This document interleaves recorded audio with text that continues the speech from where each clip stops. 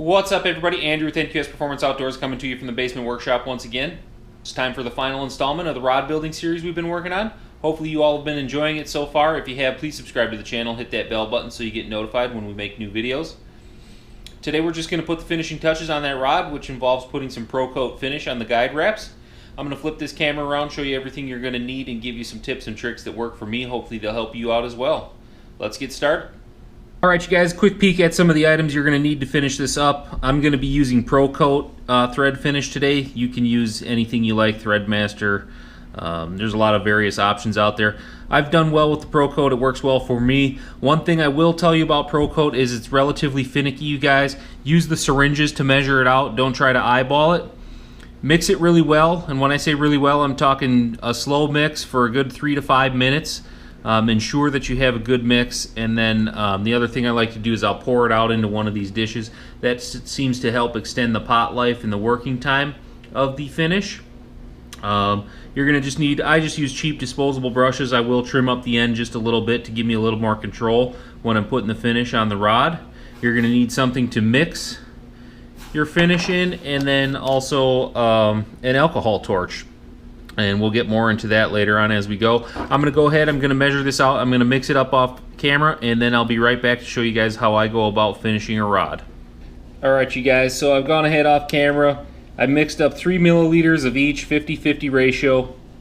I always mix it in 3 milliliter batches. I find that the bigger the batch you make, the greater your margin for error is. If you don't measure this stuff out properly, it's not going to cure right for you either, so just keep that in mind. The other thing I keep on my bench, you guys, is I keep a digital thermometer.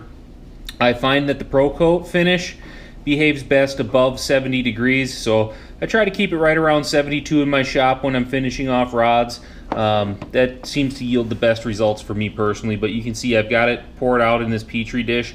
That does two things, you guys, is it helps release bubbles that you may have caused in the mixing process, and then it also extends the working life of the actual finish. So I'm going to set this camera down, try to get it set up, and show you guys how I go about putting the finish on these guides.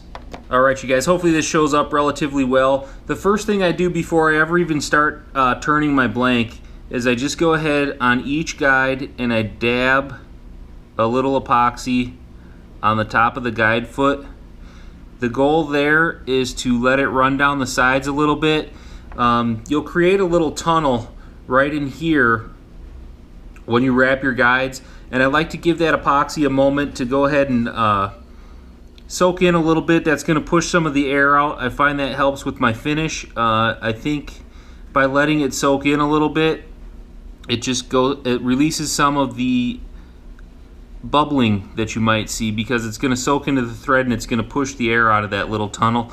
So I'm going to run down the blank. I'm going to do that same process to every single guide, and then I'm going to start turning this thing, and then I'll finish up putting the finish on. Alright, you guys, so I've gone ahead and I've repeated that process on every single guide and the hook keeper. I'm going to go ahead and start this rod turning. I generally prefer the rod to turn towards me. That's just the way I like it. These CRB rod dryers will turn both directions, so you figure out what works for you. That's the great thing about custom rod building, you guys. There's no hard and fast rules when it comes to this stuff. It's whatever works for you. You can develop your own style. I prefer to do 2 light coats of finish on my guide wraps. I know there's plenty of individuals out there that will do it in 1 coat of finish. Again, that's totally up to you. This is just what works for me. Hopefully some of these tips help you out in your building, and let's get started finishing this guide. This is just a 9 RPM dryer. It doesn't turn really fast, so I just kind of dab my finish on as it turns. I don't get real carried away. I'd rather take my time.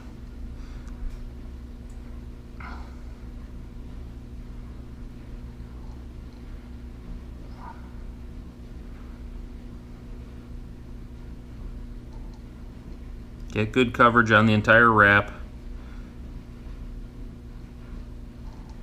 And then what I do when I get to my edges, I use my opposite hand as a rest, and this is where I like the guide turning towards me. I can kind of see where I'm going with my finish better that way. And I just rest the brush, get a good decent amount of finish on the brush, and I just rest it on my hand while the rod turns, and that's going to go ahead and give me a nice straight edge. And I'm going to do the same thing over here on this side.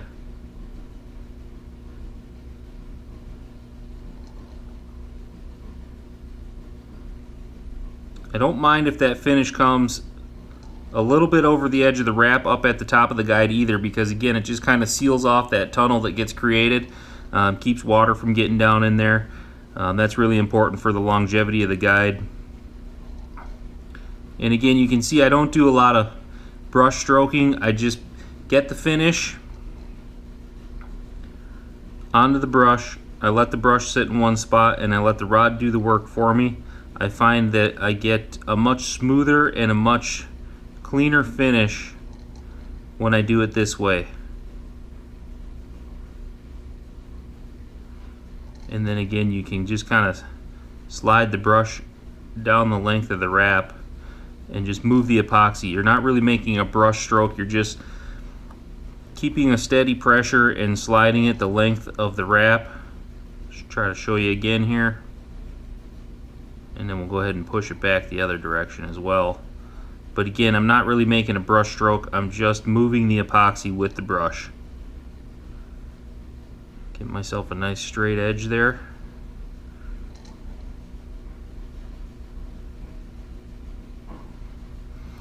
And there you have it, there's the first coat. I am going to come back, I'm going to hit that with the alcohol torch. I'll show you that in just a minute. I'm going to finish up all these other wraps real quick, and then we'll come back and I'll show you what I do with that alcohol torch. Alright, so I've gone ahead and I've finished off every guide wrap. Again, you guys, I would encourage you not to make brush strokes. Simply use the brush as a tool to try and move the bead of epoxy up and down the thread. As you do that more, you will get a better feel for what I'm talking about there. The last thing I'm going to do is I'm going to use my alcohol torch to put a little bit of heat on these wraps. Don't get too carried away with this, just a few quick seconds. I'll show you what I'm talking about. The heat's going to do a couple of things. Number one, it's going to eliminate any bubbles that you may or may not have in your finish. This one looks really good. I don't see any bubbles in it, but I'm still going to give it the heat. The other thing the heat is going to accomplish, aside from releasing bubbles, is it's going to help trigger the chemical reaction for this epoxy to go ahead and cure. And it's also going to make it nice and viscous so that it can turn and level itself out to the fullest potential. All these finishes are self-leveling. I find a little bit of heat makes them a little more viscous, and they level a little bit better if you just give it a touch of heat. So we'll show you how that works real quick. Alright, this is just denatured alcohol in this torch. Denatured alcohol cleans much. You could do this with a cigarette lighter, but you got to be really careful because a cigarette lighter burns much more dirty, and if you're not careful, you will end up with soot on your guide wraps. I learned that lesson the hard way, so I would encourage you to use an alcohol torch and just don't touch the epoxy if you can help it. Just wave it underneath and give it that heat, just a couple of seconds on each guide, and that's going to go ahead and take care of the bubbling. It's going to help trigger the chemical reaction, and then it's also going to get that finish flowing real nicely so that it'll level really well for you. So that's about it in terms of finishing a guide wrap, you guys. Alright, you guys, there you have it. That's the end of the rod building process. I'm going to let that rod turn overnight. I'll let it turn for about 8 to 10 hours typically speaking, and then I'll let that finish cure for a full 24 hours. Come back, put a second coat on it. I don't think you guys need to watch me do a second coat of finish. Hopefully you got everything you needed from tonight's video. Hopefully you guys have enjoyed this series. It's been fun making it for you guys. I appreciate everybody tuning in. Appreciate all the subscribers, the comments, the likes, the feedback. It's all really important to us. We try to answer everybody as quickly as we can. Thanks again for all the support, you guys. Until next time, tight lines.